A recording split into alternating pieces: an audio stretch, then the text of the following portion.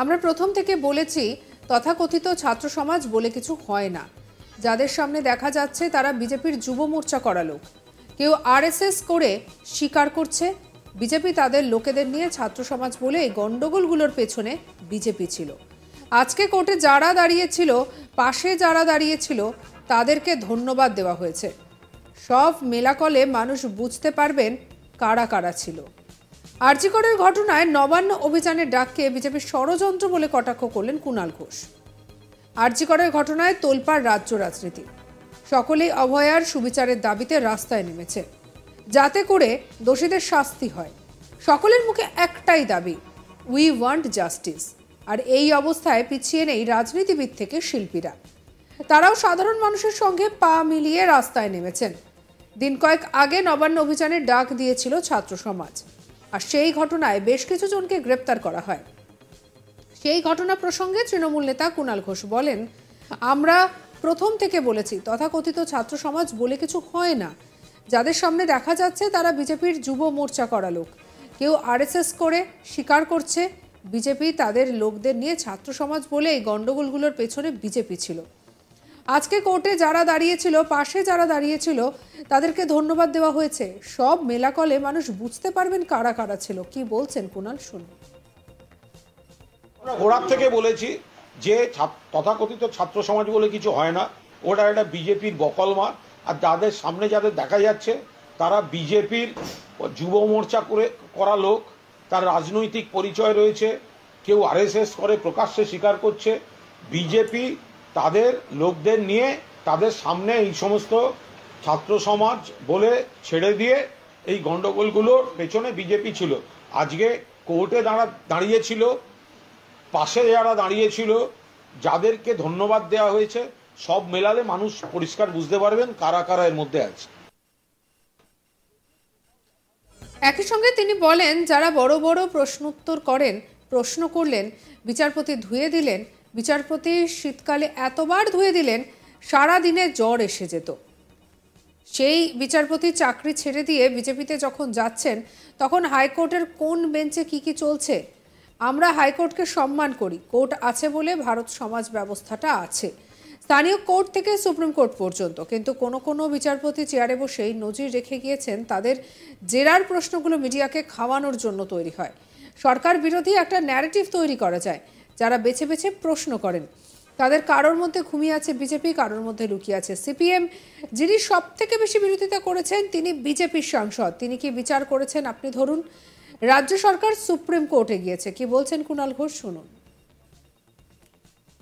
যারা বড় বড় প্রশ্নোত্তর করেন, যারা বড় বড় প্রশ্ন করলেন বিচারপতি, ধুয়ে দিলেন বিচারপতি, শীতকালে এতবার ধুলেন সারাদিনে জ্বর এসে যেত।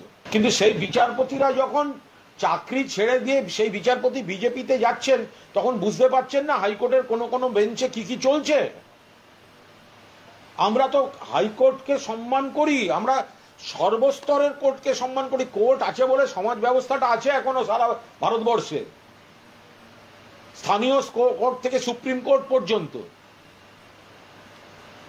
কিন্তু কোনো বিচারপতি চেয়ারে বসে এই নজির রেখে গিয়েছেন, তাদের জেরার প্রশ্নগুলো মিডিয়াকে খাওয়াবার জন্য তৈরি হয়, যাতে সরকার বিরোধী একটা ন্যারেটিভ তৈরি করা যায়। তারা বেছে বেছে প্রশ্ন করেন, হোমওয়ার্ক করে প্রশ্ন করেন। তাদের কারুর মধ্যে ঘুমিয়ে আছে বিজেপি, কারুর মধ্যে ঘুমিয়ে আছে সিপিএম, কারুর মধ্যে ঘুমিয়ে আছে অন্ধ তৃণমূল বিরোধিতা। উদাহরণ, সব থেকে বেশি বিরোধিতা যিনি করেছেন তিনি বিজেপির প্রার্থী, বিজেপির সাংসদ। আজকের দিনে মাঝপথে চাকরি ছেড়ে তিনি কি বিচার করেছেন এবার আপনি ধরুন, তার কি অবজারভেশন ছিল আপনি ধরুন। এবার রাজ্য সরকার সুপ্রিম কোর্টে গেছে, সেটা আইনের বিষয়, প্রশাসনের বিষয়। এত বড় অরাজকতা হয়েছে, সোশ্যাল মিডিয়ায় ডাক দিয়ে পেছন থেকে আরো অন্য দলের সাপোর্ট নিয়ে হয়েছে। তো যারা ডাক দিল, যারা ভাঙচুরের নেপথ্যে, যারা ভাঙচুরকারীদের মঞ্চ করে দিল, মিনিমাম দায়বদ্ধতা তো তাদের থাকবে। পুলিশ ব্যবস্থা নিতে গেছিল, সেখানে হয়েছে, ছেড়ে দিতে বলেছে। তো এবার সেই জায়গায় দাঁড়িয়ে সুপ্রিম কোর্টে গেছে, সেটা প্রশাসন পুলিশ যেটা মনে করেছেন গেছেন, ওই নিয়ে রাজনৈতিক মন্তব্য করব। আমরা প্রথম থেকে বলেছি তথাকথিত ছাত্র সমাজ বলে কিছু হয় না। যাদের সামনে দেখা যাচ্ছে তারা বিজেপির যুব মোর্চা করা লোক। কেউ আরএসএস করে স্বীকার করছে, কেউ বিজেপি করে। বিজেপি তাদের লোকেদের নিয়ে ছাত্র সমাজ বলে গন্ডগোলগুলোর পিছনে বিজেপি ছিল। আজকে কোর্টে যারা দাঁড়িয়েছিল, তাদের পাশে যারা দাঁড়িয়েছিল, তাদেরকে ধন্যবাদ দেওয়া হয়েছে। সব মেলালে মানুষ বুঝতে পারবেন কারা কারা ছিল। কি বলছেন কুণাল, শুনুন। বলেছি যে তথাকথিত ছাত্র সমাজ বলে কিছু হয় না, ওটা একটা বিজেপির বকলমা। আর যাদের সামনে যাদের দেখা যাচ্ছে তারা বিজেপির যুব মোর্চা করা লোক, তার রাজনৈতিক পরিচয় রয়েছে। কেউ আরএসএস করে প্রকাশ্যে স্বীকার করছে। বিজেপি তাদের লোকদের নিয়ে তাদের সামনে এই সমস্ত ছাত্র সমাজ বলে ছেড়ে দিয়ে এই গন্ডগোলগুলোর পেছনে বিজেপি ছিল। আজকে কোর্টে দাঁড়িয়েছিল, পাশে যারা দাঁড়িয়েছিল, যাদেরকে ধন্যবাদ দেওয়া হয়েছে, সব মেলালে মানুষ পরিষ্কার বুঝতে পারবেন কারা কারা এর মধ্যে আছে। যারা বড় বড় প্রশ্নোত্তর করেন, যারা বড় বড় প্রশ্ন করলেন বিচারপতি, ধুয়ে দিলেন বিচারপতি, শীতকালে এতবার ধুলেন সারাদিনে জ্বর এসে যেত। কিন্তু সেই বিচারপতিরা যখন চাকরি ছেড়ে দিয়ে সেই বিচারপতি বিজেপিতে যাচ্ছেন, তখন বুঝতে পারছেন না হাইকোর্টের কোন কোন বেঞ্চে কি কি চলছে। আমরা তো হাইকোর্টকে সম্মান করি, আমরা সর্বস্তরের কোর্টকে সম্মান করি। কোর্ট আছে বলে সমাজ ব্যবস্থাটা আছে এখনো সারা ভারতবর্ষে, স্থানীয় কোর্ট থেকে সুপ্রিম কোর্ট পর্যন্ত। কিন্তু কোন কোন বিচারপতি চেয়ারে বসে এই নজির রেখে গিয়েছেন, তাদের জেরার প্রশ্নগুলো মিডিয়াকে খাওয়াবার জন্য তৈরি হয়, যাতে সরকার বিরোধী একটা ন্যারেটিভ তৈরি করা যায়।